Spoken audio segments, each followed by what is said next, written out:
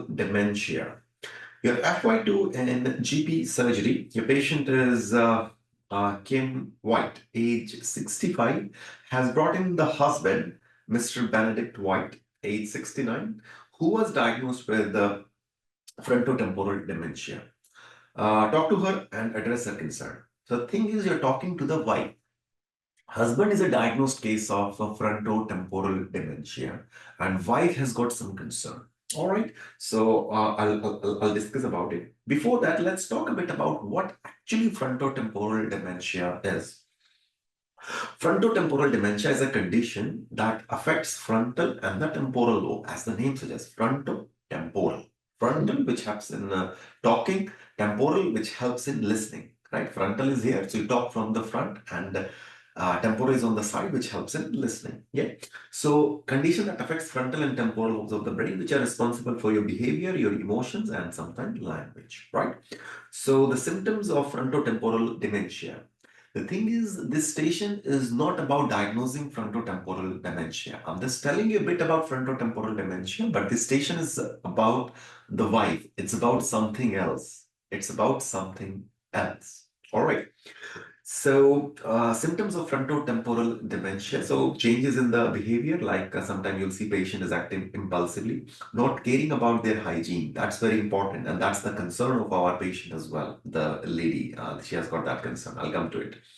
Eating too much or feeling unmotivated, trouble with the speech, talking slowly, using the wrong words or mixing up sentences, difficulty with thinking, getting distracted, right? And they are struggling to stay organized.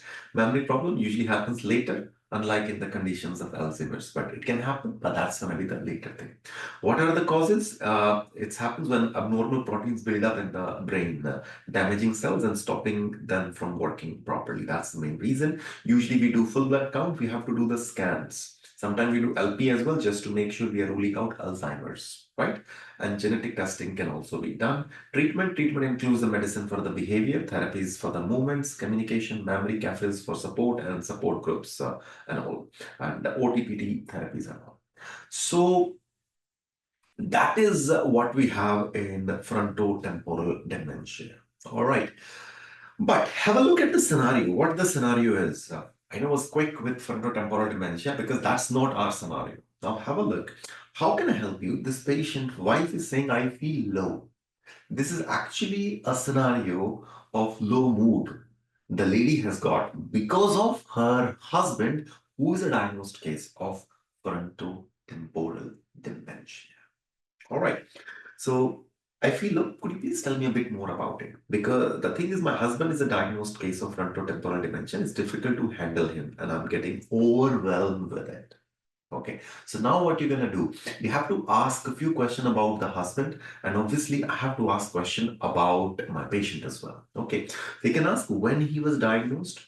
Yeah, what kind of treatment he has been given, what do you know about frontotemporal dementia? Because if she doesn't know, we can give a bit more information to her, like what is the reason behind it and what are the symptoms and all that are expected in these kind of things. So if she already knew it beforehand, she will be able to cope up with the situation a bit better, right?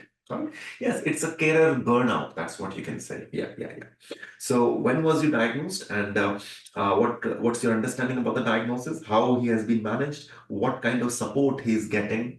And are you the only carer if we have got other carers or not? So these are things that you can ask. Now ask a bit more about this patient. She is feeling low, right? So we have to do, I would say, a quick depression screening here as well. So what does it mean? She's feeling low, so how it has impacted you in general. So what kind of history is very important in these kind of cases? Psychosocial history is the most important history, right? And ask about her mood, obviously. So you can ask her to score the mood as well.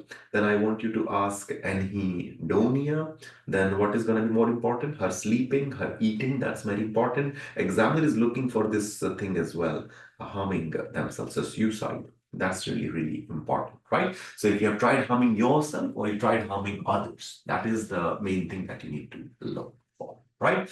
And Also ask in psychosocial history if she's a working woman or not. And if she's working, who's looking after the husband, if she's the only carer or not, right? So all those questions I want you to ask a bit more in detailing, right? Then I would like to go for general physical and check your vitals and all. I'm checking this lady, right? So she's the patient here. The management is what? So management is simply, I can say that you are overwhelmed in looking after your husband, and feeling low is very common when your loved ones have been diagnosed with such a condition. However, the supports are available for you and for your husband as well, right? So we have already asked her what kind of support and help you are getting from our side. And if you feel it's not enough, so we may be able to discuss more management plans as well. Yeah. So what we have got for you is emotional help, so counseling and support groups we have got. Practical support, it's a carer assessment. Respite care, what is this respite care? It's a temporary care option to give her time to rest and recharge, right? So we have got respite care. So what they can do is, it's a, what happen is, okay, so I'll come to it. So financial aid like care allowances, education about workshop and advice on managing dementia, local service memory clinics and dementia cafes. So what happened? What happened in this inspired care? So you will be able to leave your dear ones there and they will be looked after by the team. Meanwhile, what's going to happen temporarily basis, you will have some time off, right? So you will be able to relax and you will be able to recharge yourself. That is the main thing here. It's important to monitor your mood and how you're coping. If things are getting harder and if you feel worse, please do not hesitate to reach out to us. We'll arrange a regular follow-ups and do whatever is required. Also, what I can do for you, I can book an appointment. I mean, you can book an appointment maybe for your husband as well, and you can ask for some support for him as well if you're not satisfied with the help that we are giving. Okay, so in this case, what you have to do. Again, this patient is saying, I'm feeling low. So you have to take history for both. You have to take the history for her, obviously. She's feeling low. Ask about her mood, scoring of mood, eating, sleeping, anhedonia, suicide.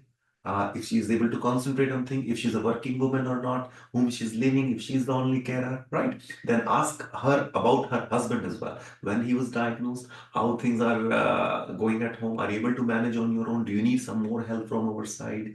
And what is the main thing that is bothering you? And sometimes you see this lady is saying the thing is not taking care about hygiene. That is the main concern she has got as well, and I don't know why it's happening with him. Then you can explain it can happen when somebody is diagnosed with frontotemporal dementia. It can happen. So the management is just the counseling and the support services. That is something that you need to provide, right? So even if you're not use these things and carer assessment, respite care, you can mention that. So it's a temporary care option to give her time so that she can rest and she will be re-energized to do her things in a better way. Okay, so that's what we can say. So you have to see the station is a diagnosed case. So to be honest, when this station came, I don't think candidates were struggling. They were able to manage it in an easy way. Okay. All right. So that's your frontal temporal dementia.